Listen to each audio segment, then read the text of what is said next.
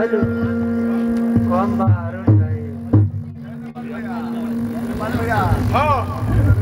Hello hello हमारा नेपाली भैया इहे हमारे जो नचनिया लोग रेल के मुआ दी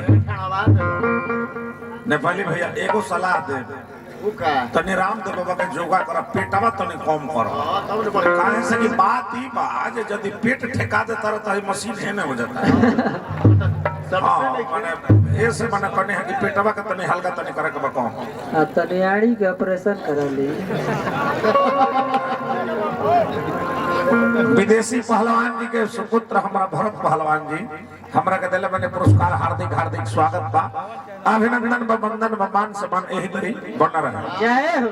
हम आग्रह करब तनी अपना मोनू भैया से हर खेन जी तनी लेके आई एगो माला से तनी हम स्वागत करो और आ जाए बड़ा लयदार है भाई हमरा हार्दिक हार्दिक स्वागत बा अपन नाम प्रेमी हलो सब प्रेमी बा अरे कम करो होमिंग बा कम करो रे भोलन मुखिया जी के भाई और कम करो सोनालाल जी जादव जी जी बहुत बहुत रुपया देने पुरस्कार हार्दिक हार्दिक स्वागत बा अभिनंदन व वंदन व मान सम्मान एही तरी बन रहे तने फसला मारता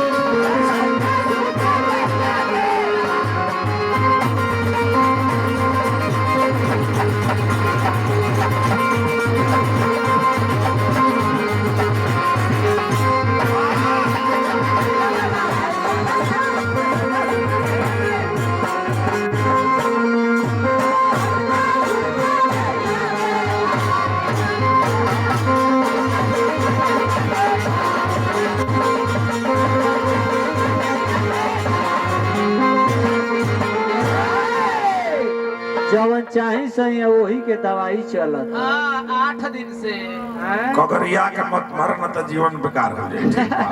मारे के मत डायरेक्ट मारो सामने सीधा जाए तो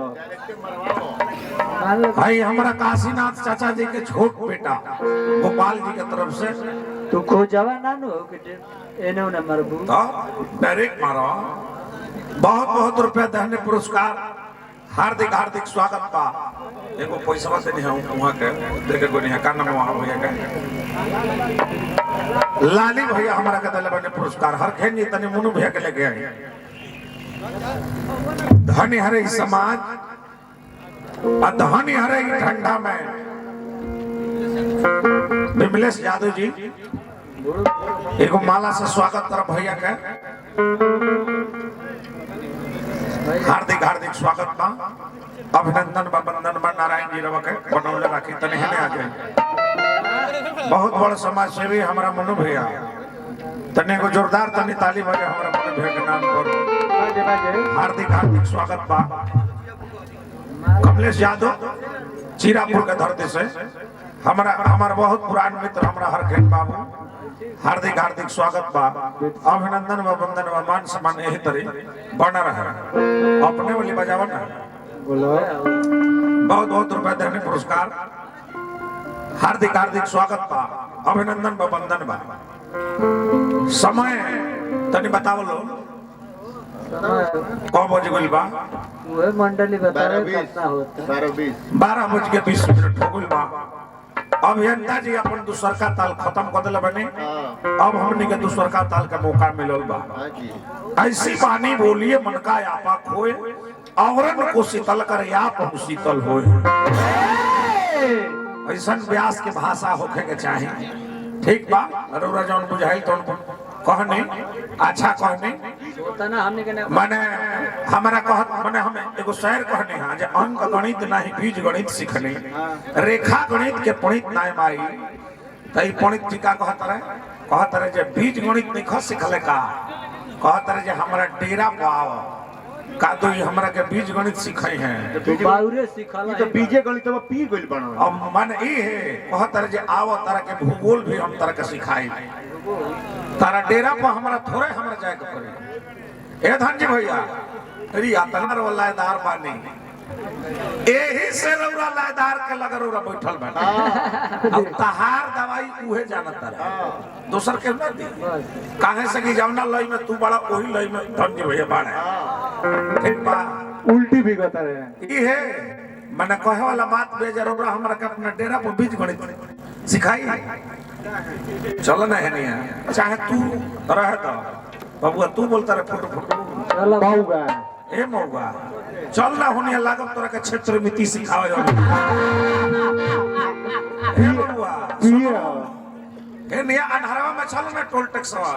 गोरू ए बबुआ त्रिकोण मिति तरह के सिखाई लगबो कहे sin थीटा बराबर cos थीटा।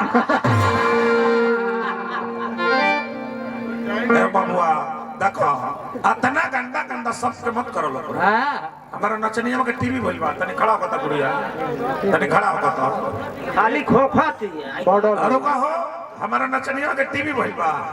एगो ले बड़े खोजवा खोजड़ा ऊ सरवा 45 बरिस ले हम देखत तनी ओकरा के इनके में नाचेला भाई इनके में ना चला 45 बरस ई है रुका हो। हां ई है बात है। जरूरी बा। जब खोजवा के नाम कही तब एक पैर होकर के चाहिए। ई है आ ऊ का कइले बा सुई दियावा के भीतर सुई हो आ नीचा वाले भीतर ले गमछिया हुर के आ होई अलगा ले लेबा कि लोग जानी नु एमे कब हेतरे हेतरे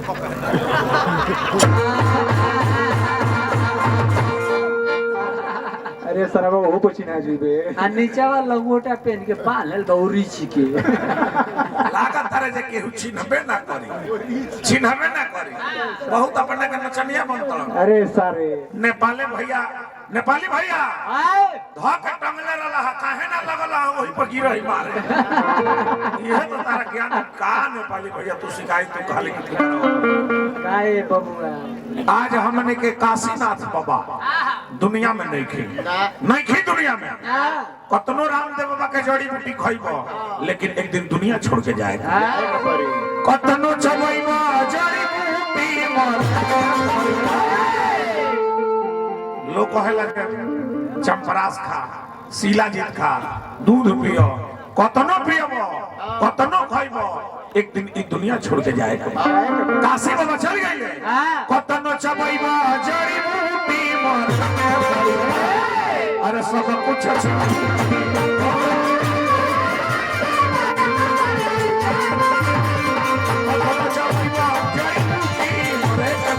सब कुछ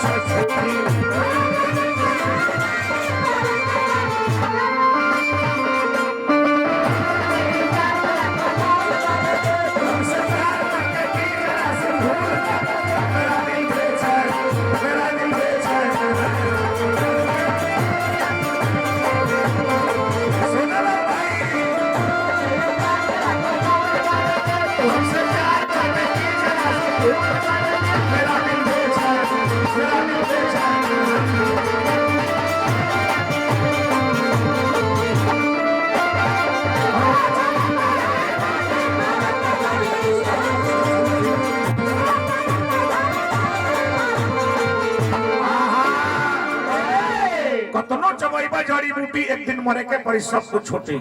काशीनाथ बाबा चल गए घर वाले के गुल बड़े दुआर वाले के गुल बड़े रुपया पैसा जगह